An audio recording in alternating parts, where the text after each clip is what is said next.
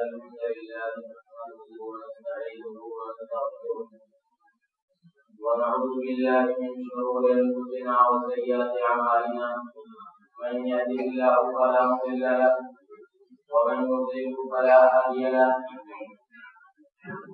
واشهد ان لا اله الا الله وحده لا شريك له واشهد ان محمدا عبده ورسوله اما بعد فان خير الحديث كتاب الله وخير الهدي هدي محمد صلى الله عليه وسلم وشر الامور محدثاتها وكل محدثه بدعه وكل بدعه ضلاله وكل ضلاله في النار.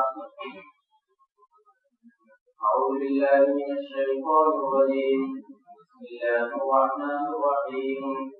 ولقد خلقنا الإنسان ونعلم ما توسوس به نفسه ونحن أقرب إليه من حبل الوريد إذ يتلقى المتلقيان عن اليمين وعن الشمال قعيد ما يلفظ من قول إلا لديه رقيب عتيد وجاءت سكرة الموت بالحق ذلك ما كنت منه تحيد ونفخ في الصور ذلك يوم الوعيد وجاءت كل نفس معها سائق وشهيد لقد كنت في غفلة من هذا فكشفنا عنك غطاءك فبصرك اليوم حديد وقال قرينه هذا ما لدي عتيد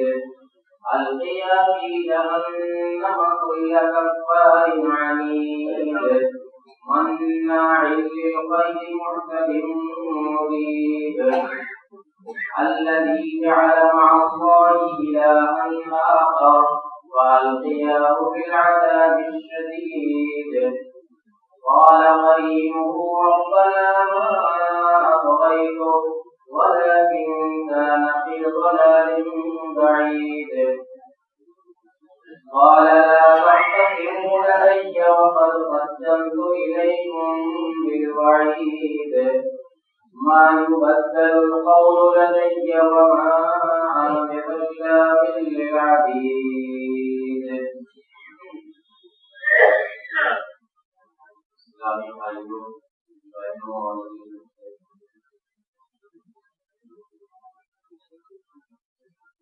اللہ رب العالمین کا جو انتظام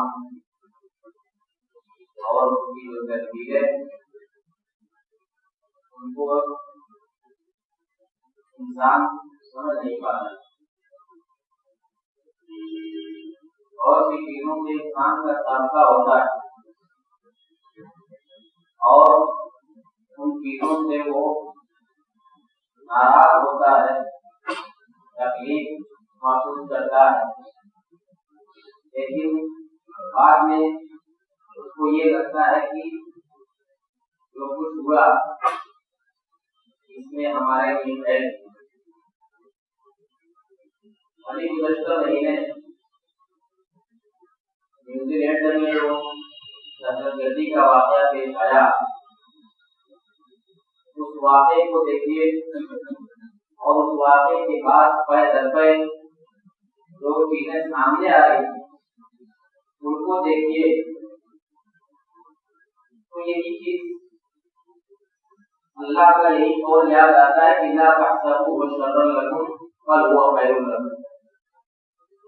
اس کو تم اپنے لیے شر نہ سمجھو, یہ تمہارے لیے ہے. شر بھی کبھی کبھی خیر کا پہلو یہ ہوتا ہے. 50 آدمی کا مارا جانا اور 50 آدمیوں کا زخمی ہونا, اس میں کوئی شک نہیں کہ کافی تکلیف دے. اور جس انداز سے یہ سب کچھ ہوا اس کو دیکھ کر کے آدمی کے روٹے کھڑے ہو جاتے ہیں. لیکن مقصد جو تھا اس شخص کا, اس مقصد سے بالکل معاملہ برعکس. اس نے اسلام کو نشانہ بنایا اور مسلمانوں کو نشانہ بنایا, تکلیف پہنچانے کی کوشش کی, لیکن معاملہ یہ ہوا کہ اس کے بعد سے اسلام اور نمایاں ہو کر کے سامنے آیا، مسلمانوں کے تعلق سے ہمدردیاں بڑھ گئی، لوگوں اسلام کا ایک اچھا تعلق سامنے آیا۔ آپ اگر تفصیل جانتے ہو تو آپ کو معلوم ہوگا کہ اس حادثے کے فوراً بعد سے لے کر کے وہاں کے باشندوں نے، اس ملک کے باشندوں نے جس میں اکثریت عیسائی ہے، انہوں نے مسلمانوں کے ساتھ ایسا موقف اختیار کیا کہ شاید اس کی مثال نہیں، اتنی ہمدردی اور اتنا تعاون اور ان کے غم بانٹنے کا ایسا منظر کہ دشمن دیکھ کر کے ہکا بکا ہے۔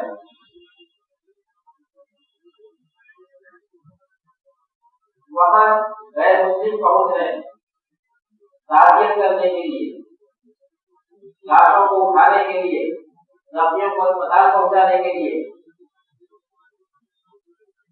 ایک غیر مسلم جوڑا دیکھتا ہے کہ مسلمان یہاں کافی دیر سے آئے ہیں، ان کے گھر والے یہ لوگ بھوکے پیاسے ہوں، ان کے کھانے پینے کی کمی چاہیے، اور لوگ کو لگے ہوئے لاشوں کو اٹھانے میں اور زخمیوں کو اٹھانے میں۔ لیکن یہ اتنی بڑی تعداد میں جہاں لوگ ہیں، صبح سے آئے ہوئے ہیں، شام ہو رہی ہے، یہ بھوکے پیاسے ہوں گے۔ فوراً ایک اپیل جاری آن لائن کہ یہاں کھانے پینے کے سامان کی ضرورت ہے، آپ لوگ کھانے پینے کا سامان دیں۔ چند گھنٹوں میں اتنی مقدار میں کھانا پینا وہاں پہنچ گیا کہ اس جوڑے کو، اس غیر مسلم جوڑے کو دوبارہ بھی جاری کرنی پڑے گی کہ اب آپ لوگ رہیں۔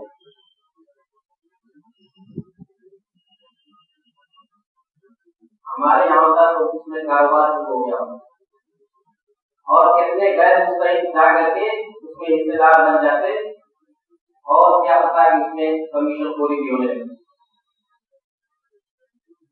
اس طرح کی بہت سارے واقعات اور بہت سارے مناظر دیکھنے میں آئے۔ اس کے بعد والا جب جمعہ آیا تو غیر مسلم نوجوان، عیسائی نوجوان مسجدوں کے قریب سے سیکورٹی کے لیے آئے، نگرانی کے لیے آئے۔ اس طرح کی بہت ساری چیزیں آپ نے دیکھی ہوئی۔ وہاں کی حکومت کا جو رول تھا وہ بھی آپ نے دیکھا اور سنا۔ یہ ساری چیزیں اس چیز پر دلالت کریں، اور اس سے ان ساری چیزوں سے ہمیں کیا سبق ملتا ہے؟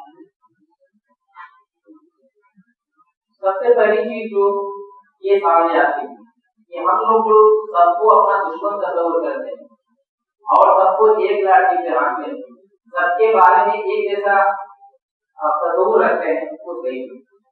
غیر مسلموں اچھے بھی ہیں اور بہت کم ایسے ہیں جو اچھے ہیں۔ اچھے ہونے کا مطلب کہ اپنے اخلاق کے اعتبار سے، حقیقت ان کا 100% غلط ہے، لیکن یہ کہ اخلاق کے اعتبار سے، معاملات کے اعتبار سے ان کے اندر ہے اچھا ہے۔ اللہ تعالیٰ نے قرآن میں کہا دیا لا ينهاكم الله عن الذين لم يقاتلوكم في الدين ولم يخرجوكم من دياركم أن تبروهم وتقسطوا إليهم إن الله يحب المقسطين۔ کہ جو لوگ وہ غیر مسلم جو تم سے دین کے معاملے میں لڑائی نہیں کرتے اور تم کو دیش نکالا نہیں دیتے، تو ان کے ساتھ اچھا سلوک کرنے اور انصاف کا معاملہ کرنے سے اللہ تعالیٰ تمہیں روکتا نہیں۔ ان کے ساتھ اس سے سلوک کرو، ان کے ساتھ انصاف کا معاملہ کرو، اللہ تعالیٰ اسے منع نہیں کرتا، بلکہ اللہ يحب المقسطين، اللہ تعالیٰ کے انصاف کرنے والوں کو محبت، ان سے محبت کرتا ہے، وہ پسند کرتا ہے۔ اس کے بارے میں کہا ہے وہ غیر مسلم جو تم سے قتال نہیں کرتے، لڑائی نہیں کرتے اور تم کو اپنے دیش سے نکالتے ہیں۔ اس کے بعد کہا کہ انما ينهاكم الله عن الذين قاتلوكم في الدين واخرجوكم من دياركم وظاهروا على اخراجكم ان تولوهم ومن يتولهم فاولئك هم الظالمون. اللہ تعالیٰ تو ان لوگوں سے دوستی کرنے سے منع کرتا ہے جو تم سے دین کے معاملے میں لڑائی کرتے ہیں، تم کو دیش نکالا دیتے ہیں، اور جو لوگ تم کو دیش سے نکالتے ہیں ان کا تعاون کرتے ہیں. ایسے لوگوں سے دوستی کرنے سے اللہ تعالیٰ تم کو منع کرتا ہے، اور جو ایسے لوگوں سے دوستی کرے گا وہ ظالم میں شمار ہوگا. بالکل واضح کر دیا اس آیت میں، بالکل واضح کر دیا کہ غیر مسلم سب یکساں نہیں ہوتے، لیسوا سواء، سب برابر نہیں. بہت سارے غیر مسلم ایسے ہیں جو اسلام کے بارے میں، مسلمان کے بارے میں وہ ان کا ان سے کوئی سروکار نہیں. وہ ہم سے ایک عام انسان جیسا معاملہ کرتے ہیں. نہ کوئی دوستی ہے، نہ کوئی دشمنی ہے، نہ کوئی نفرت ہے، نہ کوئی محبت ہے. یہ انسانیت ہے. اور یہاں تو محبت کے یا یہ تعاون کے اور اس میں تعاون کے ایسے ایسے مناظر سامنے آئے کہ انسان دیکھ کر کے دنگ رہ گیا. لہٰذا سب سے پہلی چیز، سب سے پہلا جو سبق اس سے ملتا ہے وہ ہم کو یہ کہ ہم دوسروں کے تعلق سے ہم اپنے تصور کی اور اپنے عقیدے کی اصلاح کریں. سب کو ایک نظر سے نہ دیکھا جائے. جو لوگ اچھا سلوک کرتے ہیں اس کا اعتراف کیا جائے اور ان کے ساتھ انصاف کا معاملہ کیا جائے. اور اگر یہ کہ جو دشمنی کھلا دشمنی کرتے ہیں ان کے ساتھ بھی ہمارا معاملہ بھی وہی ہوگا. دوسری چیز جو سامنے آئی وہ یہ کہ اس حادثے کے بعد بہت سارے لوگ اسلام میں داخل ہیں. ہوتا کیا ہے؟ وہ کہتے ہیں کہ پورے خدا ہے کی حد تک ان کو تو یہ خلاف بنایا نہیں جائے گا. یہ اسلام کی فطرت میں قدرت میں لچک دی ہے، جتنا ہی دباؤ گے اتنا ہی گزرے گا. یہاں دبانے کی کوشش کی گئی، بڑھ گیا. اور یہ پہلا موقع نہیں، اس سے پہلے بھی بہت سارے مواقع آئے جب اسلام کو بدنام کرنے کی کوشش کی گئی، اسلام کے بارے میں غلط پیغام دینے کی کوشش کی گئی، لیکن نتیجہ الٹا نکلا. 11 ستمبر کا جو حادثہ امریکہ کے اندر ہوا تھا اور جس کو زبردستی مسلمانوں کے سر لگا دیا گیا، اس کا ذمہ دار مسلمانوں کو بنا دیا گیا، اس کی ایک تفصیل الگ. لیکن مقصد سب کچھ یہ تھا کہ مسلمانوں نے اتنا بڑا دہشت گردی کا واقعہ انجام دیا.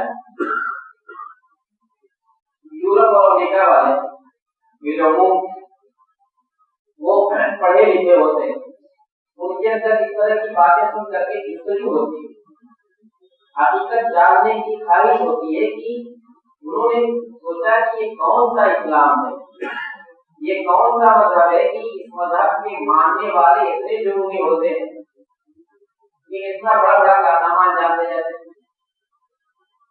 یہ کون سا عقیدہ ہے، یہ کون سا مذہب ہے جو ایسی تعلیم دیتا ہے؟ اس مذہب کو جاننے کے لیے انہوں نے قرآن کا مطالعہ کیا. بتاتے ہیں کہ اس وقفے میں کئی ہفتے تک یورپ اور امریکہ کی مارکیٹ میں کئی ہفتے تک قرآن سب سے زیادہ بکنے والی کتاب، سب سے زیادہ قرآن خریدا. کس نے خریدا؟ مسلموں نے، عیسائیوں نے، یہودیوں نے. اس لیے خریدا تاکہ پڑھیں یہ کون سا اسلام ہے جو اپنے ماننے والوں کو دہشت گردی کی تعلیم دے. جب انہوں نے قرآن کا مطالعہ کیا، لا الہ الا اللہ محمد رسول اللہ، ایک بڑی تعداد اسلام میں داخل ہو گئی. یہ لوگ جنہوں نے سازش رچی تھی اسلام کو مسلمانوں کو بدنام کرنے کی، ان کا منہ لٹک گیا. بڑی تعداد میں جو غیر مسلم اسلام میں داخل ہوئے اور اسی طرح سے بڑی تعداد میں وہ مسلمان جو اس ظاہرات سے بھٹکے ہوئے تھے، جن کا اپنے دین اور مذہب سے کوئی خاص تعلق نہیں تھا، ان کا تعلق اپنے دین سے مضبوط ہوا، اپنے عقیدے سے ان کا تعلق مضبوط ہوا۔ ایسے قرآن کی آیت ہے کہ یریدون ان یطفئوا نور اللہ بافواہہم، یہ لوگ اللہ کے نور کو اپنے منہ سے، اپنے منہ سے بجھانا چاہتے ہیں۔ ایسے نہیں بجھے اللہ متم نورہ ولو کرہ الکافرون، اللہ تعالیٰ اپنے نور کو مکمل کر کے رہے گا، اس دین حق کو پھیلا کر کے رہے گا، بھلے کافروں کو یہ چیز ناگوار ہو۔ اور جہاں تک یہ بات ہے میرے بھائیوں، یہ سب برابر نہیں ہوتی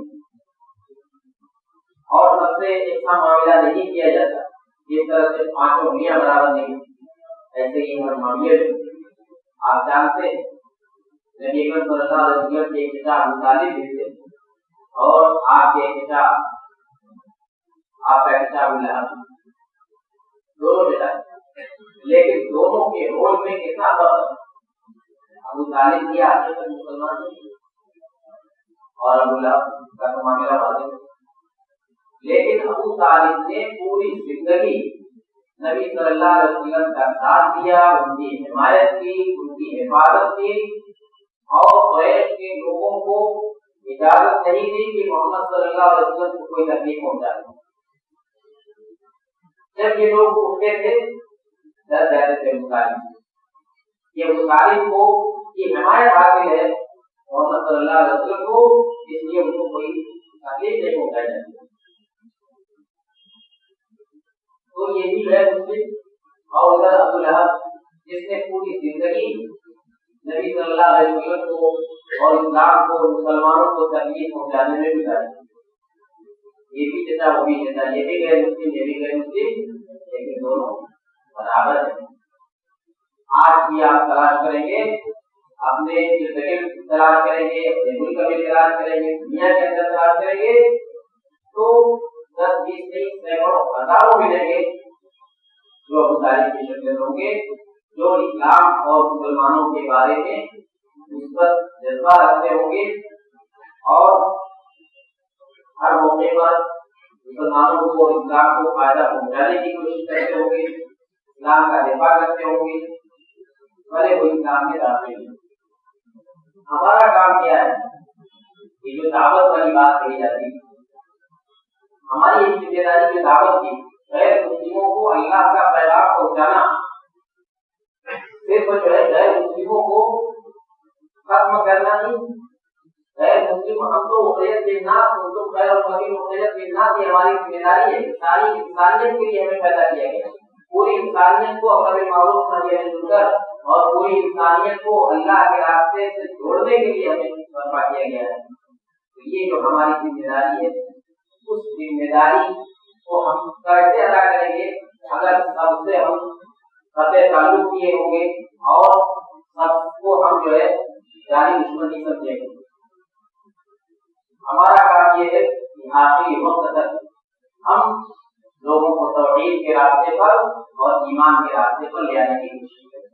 یہ مطالب تھے، جب ان کی وفات کا وقت آیا تو اللہ کے نبی صلی اللہ علیہ وسلم ایک بار پھر گئے ان کے پاس اور ان سے کہا کہ یا عم لا الہ الا اللہ، جناب آپ کو لا الہ الا اللہ کہیے۔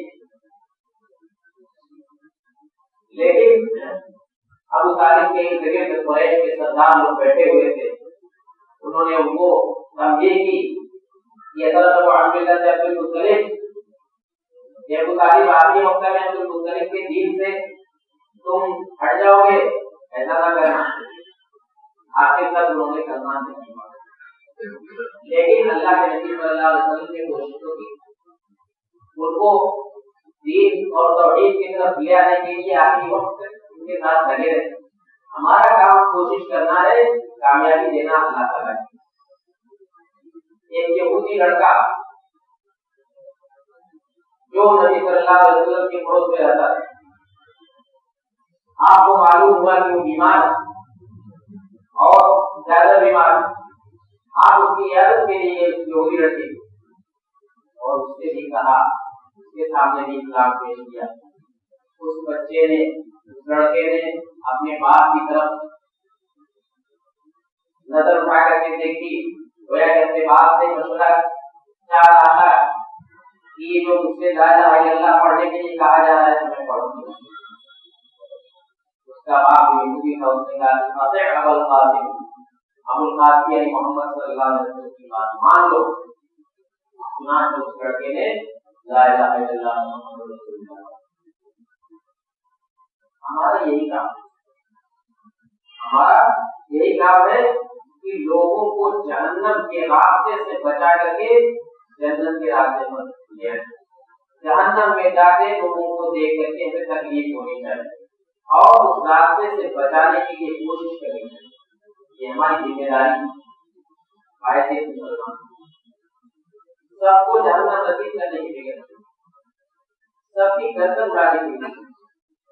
یہاں تو معاملہ یہ ہے, ایک مرتبہ اللہ کے نبی صلی اللہ علیہ وسلم سے کہا گیا کہ اللہ علیہ کہ اللہ کے نبی یہ غیر مسلم, یہ کفار مشرکین جو آپ کو ایسی تکلیف پہنچاتے ہیں ان پر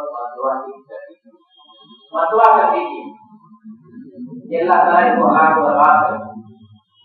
آپ نے کیا جواب دیا؟ کہا کہ لمبو کا لعان, کیونکہ لعنت ملامت کرنے والا بنا کر کے نہیں جاتا. مجھے لعنت ملامت کرنے کے لیے نہیں بھیجا گیا ہے, فتوا دینے کے لیے نہیں بھیجا گیا.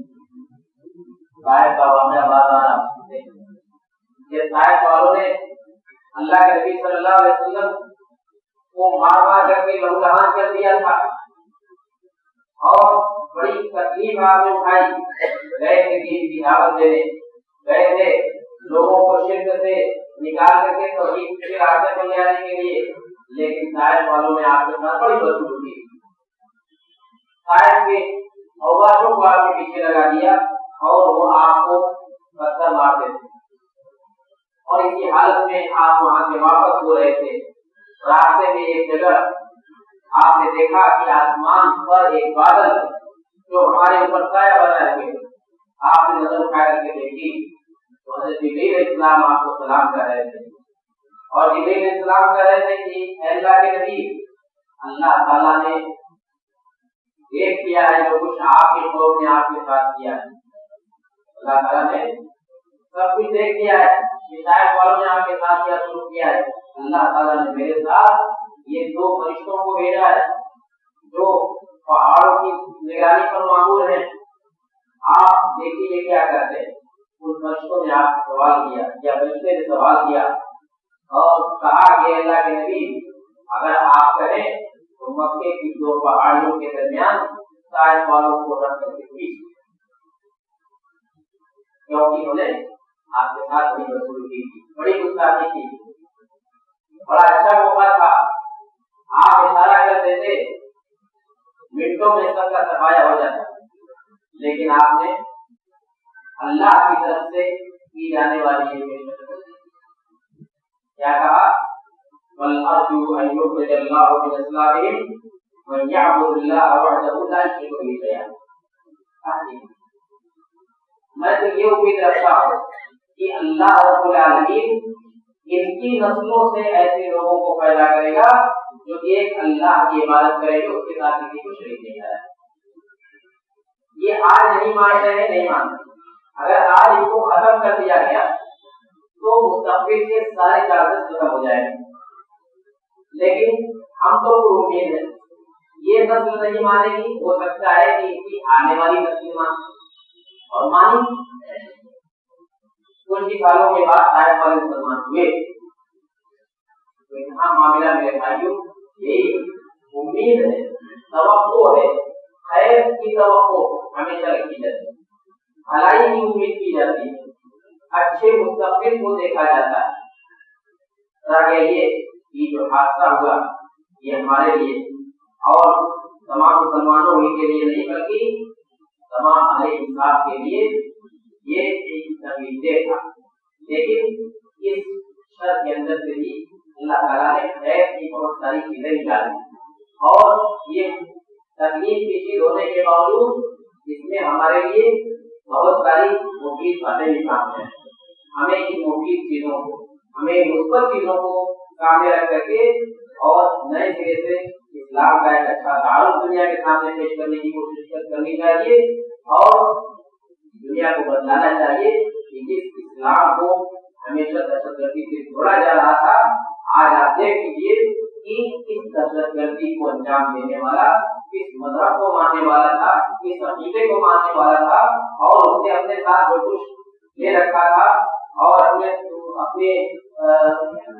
جو سوشل میڈیا پر اس نے جو کچھ جاری کیا تھا کا ایک بیانیہ، اس میں کیا کیا لکھا تھا اسلام کے بارے میں، مسلمانوں کے بارے میں، اور میں کتنی زہریلی اور خطرناک چیزیں اس نے لکھ رکھی تھی مسلمان. اگر وہ مسلمان رہا ہوگا تو دنیا سر پر لوگ اٹھا رہے ہیں، لیکن اس واقعے کا بہت زیادہ چرچا نہیں، میڈیا میں سے کوئی خاص بحث نہیں ہوئی، اینٹی مارچ نہیں نکالے گئے اور ادھر ادھر سے مذہبی بیان مہینوں تک جاری نہیں ہوئے، بس خبر آئی گئی ہو گئی. کیوں؟ اس لیے کہ مسلمان نشانہ بنائے گئے تھے اور نشانہ بنانے والا مسلمان نہیں تھا. اگر معاملہ اس کے برعکس ہوتا تو آپ جانتے کہ کیا کیا ہوتا. لیکن پھر بھی ہمارا جو کام ہے وہ یہ کہ ہر چیز کے اندر خیر کا پہلو تلاش کرے اور اچھے مستقبل کی امید لگائے. اللہ رب العالمین ہمیں ان حقائق کو سمجھنے کی توفیق عطا فرمائے اور ان جو حضرات اس حادثے میں کام آئے اللہ تعالیٰ ان کو شہادت کا درجہ دے. جو لوگ بیمار یا زخمی ہیں اللہ تعالیٰ ان کو شفائے کامل اور عاجل عطا فرمائے. اور اس واقعے میں جو عبرت کے پہلو ہیں ہمیں ان کو ان سے سبھی ہونے کی توفیق عطا فرمائے. آمین وآخر دعوانا الحمدللہ رب العالمین.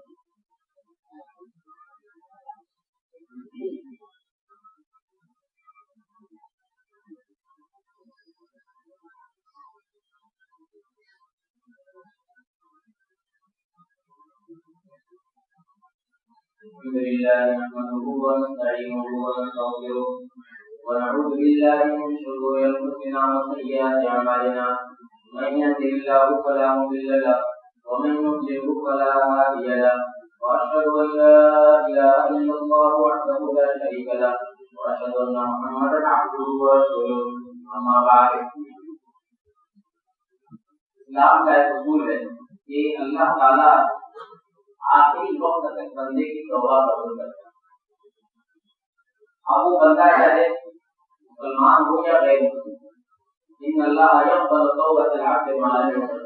اللہ تعالیٰ بندے کی توبہ اس وقت تک قبول کرتا ہے جب تک وہ نزع کی حالت میں نہیں پہنچ جاتا، جب تک کہ اس کو اپنی موت سامنے نہیں دکھائی.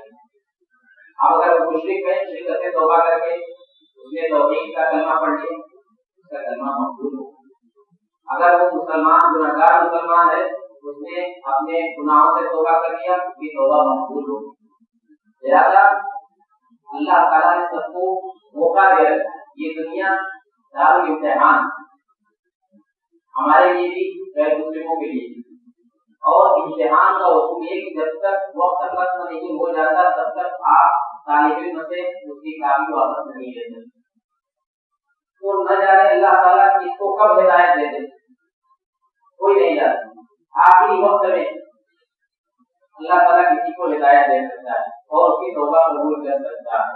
اس ناحیے سے بھی ہمیں دوسروں کے تعلق سے غور و فکر کرنے کی ضرورت ہے اور یہ سوچنے کی ضرورت ہے کہ اللہ تعالیٰ نے ہو سکتا ہے اس کو مہلت دی ہو اور آج نہیں کل یہ دین حق پر واپس آ جائے. اس بات پر بھی ہمیں سوچنے اور غور کرنے کی ضرورت ہے. اللہ تعالیٰ اس کے ہمیں توفیق عطا فرمائے. اللهم اعز الاسلام والمسلمين اللهم اعز الاسلام والمسلمين واغفر للكفرة والملائكة والمبتدعة والمشركين. اللهم علم بين قلوبنا واصلح ذات بيننا وانصرنا على عدوك وعدونا. سبحان ربك رب العزة عما يصفون وسلام على المرسلين والحمد لله رب العالمين.